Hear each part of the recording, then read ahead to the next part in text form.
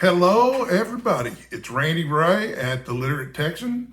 I'm recording this at Driftwood Ranch tonight, and I am talking about Book Trek 2024. This year, I'm one of the co-hosts. I wanted to be a co-host last year, but nobody invited me, but they finally came to their senses this year. And I'm going to describe and explain the event to anybody who hasn't already seen the other announcement videos, although I suspect my overlap with Steve Donahue, who put up his announcement video recently, and Vin is probably pretty great. But at any rate, I'll have some recommendations that'll be different from theirs. So, maybe watch till the end so you can catch some of my book recommendations at least.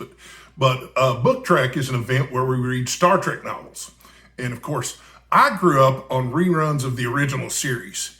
And I know that's not a lot of people's experience, but I was born in 1970 and I always loved science fiction TV shows. I loved watching old reruns of The Twilight Zone, and Star Trek just blew me away. I just loved it, and I was always a huge fan of Captain Kirk.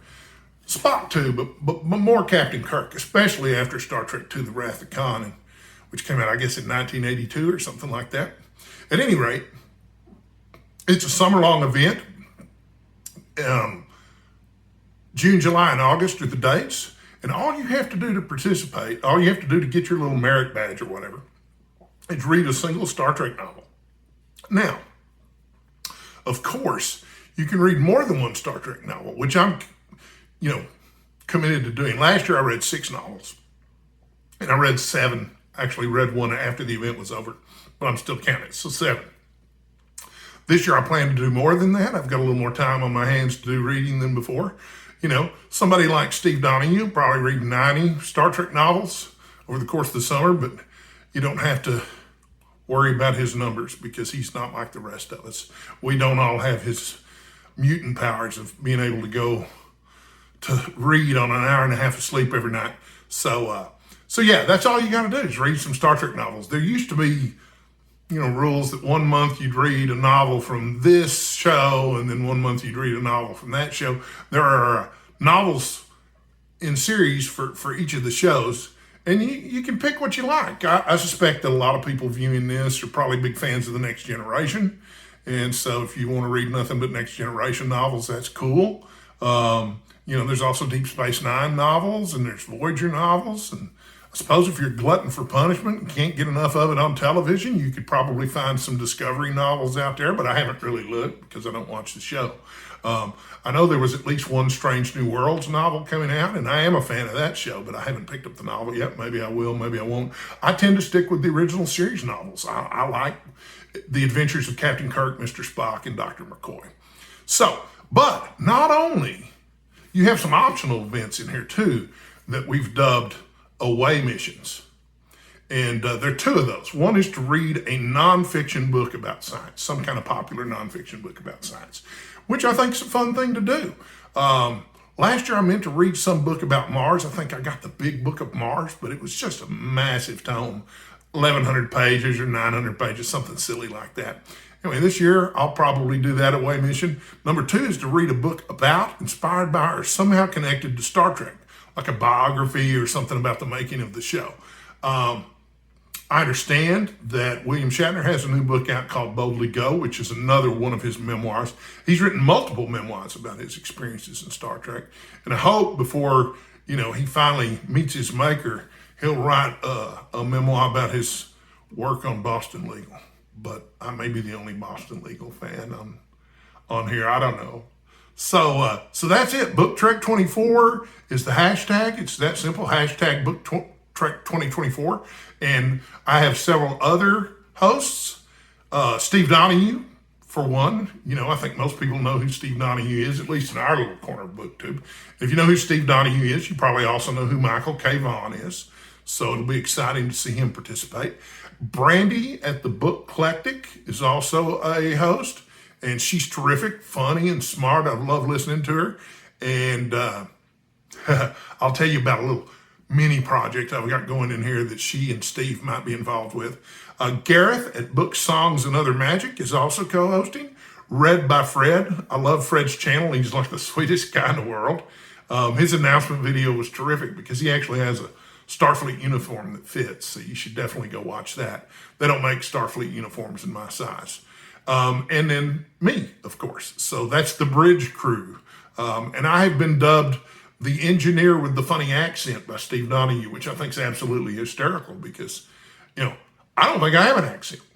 But I do have a reading project that I'm going to undertake as part of this year's Book Trek 2024. There are 9 books in a series of books that the fans have dubbed the Shatnerverse, okay?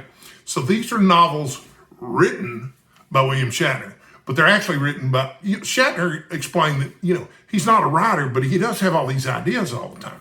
And so he found some ghostwriters, Judith and Garfield Reeves Stevens, who are absolutely terrific.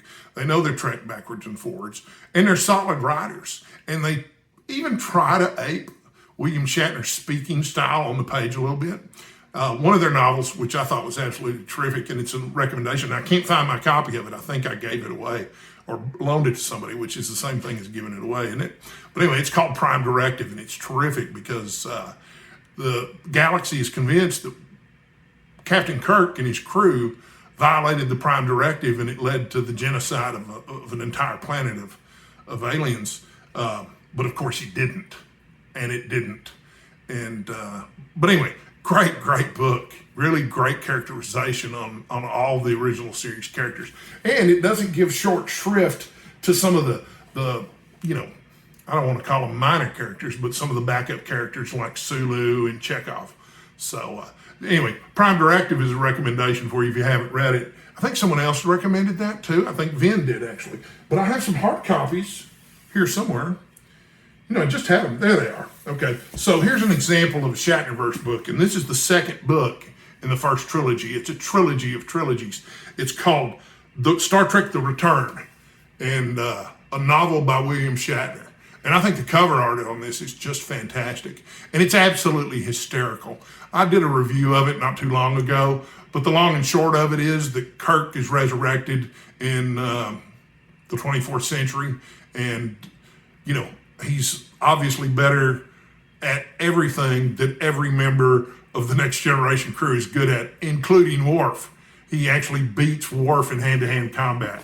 And there are plot mechanisms that make that believable, but it's still really funny. So it's a lot of fun. And if Kirk's around, Spock and McCoy aren't going to be far off either. So I'm going to recommend that. It's a lot of fun, especially if you don't take it too seriously. That's the trick with that one. Just don't take it too seriously. And really, you can't, it's all just fun and games, this stuff. I mean, there is no great literature necessarily in the Star Trek novels, although every once in a while something will come really close, which brings me to my next recommendation. For one of the anniversaries of Star Trek, they put together a trilogy of novels called Crucible.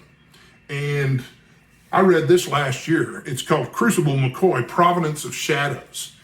And this is honestly a really, really great historical novel. And the premise is that, if you've seen the episode The City on the Edge of Forever, McCoy goes back into the past and changes history. And they go back in the past to change it back. That's the premise of that episode. But for him to have changed history in the first place means that McCoy must have gone back in the past and lived a life in 20th century America.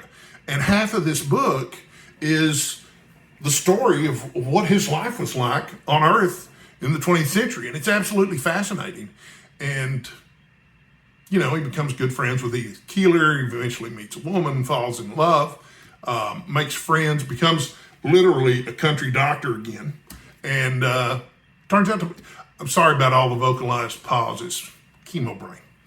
But yeah, it's a terrific book. I mean, it's really, really good, and it has some real literary merit. It's a part of a trilogy that doesn't necessarily need to be read in any particular order, but that is the first book in the trilogy.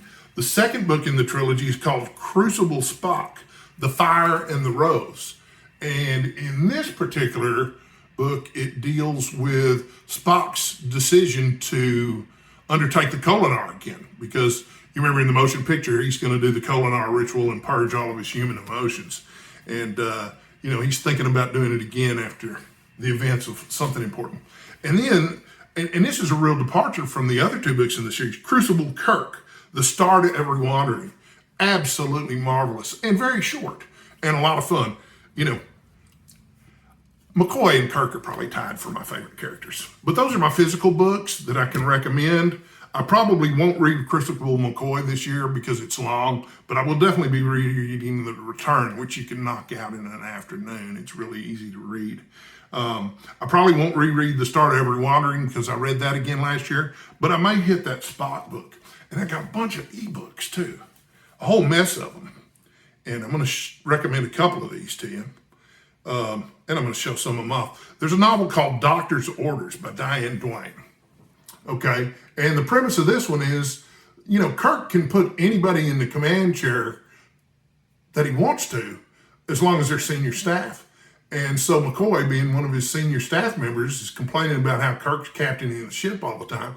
So he puts McCoy in charge. And the whole novel is about how McCoy captains a starship, which was a lot of fun. It's really short. Let's see, what's another one that I can recommend here? So the novelizations tended to be pretty good, but I don't think any of them were as good as Star Trek The Wrath of Khan novelization, which is absolutely terrific. You know, it's not canon, and there's some stuff in here that doesn't make it into the movie, but this is well worth your time. It's very well written. It's written by Vonda McIntyre, who's an excellent writer. It's only about 250 pages long. It's really good.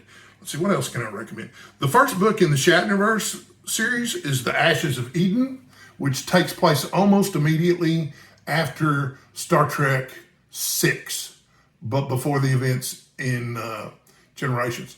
And it's a pretty good Kirk-centric novel. Talks about him going into retirement again. What else? Oh, so this isn't exactly Star Trek, but I would be remiss if I don't point out there's a really great book called Shatnerquake by Jeff Burke. Great cover, isn't it? So anyway, the premise of the Shatnerquake is that William Shatner has gone to ShatnerCon. Okay, it's a convention for William Shatner fans. And the Bruce Campbell fans hate the William Shatner fans. There's some kind of feud going on. I don't remember what causes the feud. It doesn't really matter because it's just a plot device. But they've planted a reality bomb at ShatnerCon, and it malfunctions, and it screws up the convention, which is what they had hoped, but it screws up the convention by pulling all of the characters that William Shatner has ever played on TV or in movies into our universe, into the convention center where they're holding the convention. And they're all fighting to see who can be the last Shatner standing. It's absolutely terrific. Any book, and this spoiler alert, you should expect spoilers on my channel all the time because I ain't got any sense. But yeah, one of my favorite scenes in the book is, William Shatner in a suit, whacks somebody in the back of the head. I think it's one of the Captain Kirks, in fact, with one of those metal folding chairs at the convention center, and says, Denny Crane. But you can get Priceline Shatner in there. I don't know if anybody remembers Priceline Shatner, but it's really short. It's one of those books you can read in 2 or 3 hours really easily, and it's just a lot of dumb fun. There was another book by the same author called Shatner Quest, which I haven't read yet, and I may give that a look. I'm going to put up a Summer of Trek, Wrath of Summer of Trek TBR video in the next few days. So you can look forward to that too. So, because I'm definitely going to try to read more than 6 books this year, because I'm going to try to read all 9 Shatnerverse novels, among other things. And I may have a couple of people willing to buddy read that with me, including maybe Steve Donahue, but he's sort of getting cold feet. But I think it would be a lot of fun. But Brandy at the Book Collectic, she's also interested in at least reading The Return, I think. So anyway, this summer's going to be a lot of fun. Book Trek is one of my favorite events. I didn't know anything about it, but I've participated 2 years in a row. You guys know before I made videos, I watched a whole lot of videos and I've read a whole lot of books. And so I'm really, really excited to be co-hosting this event. And I've been asked to co-host a lot of events this year. So I guess I need to make more videos about these events, and I'm probably going to. I hope. Anyway, at the beginning of the week, I take steroids as part of my, but I take this really big dose just once a week on Mondays. It makes me really talkative. So I'll probably make a lot of videos tonight. I don't know if I'll upload them all tonight. But that is my Book Trek 2024 announcement video. Hope you enjoyed it. See you next time. Stay sexy.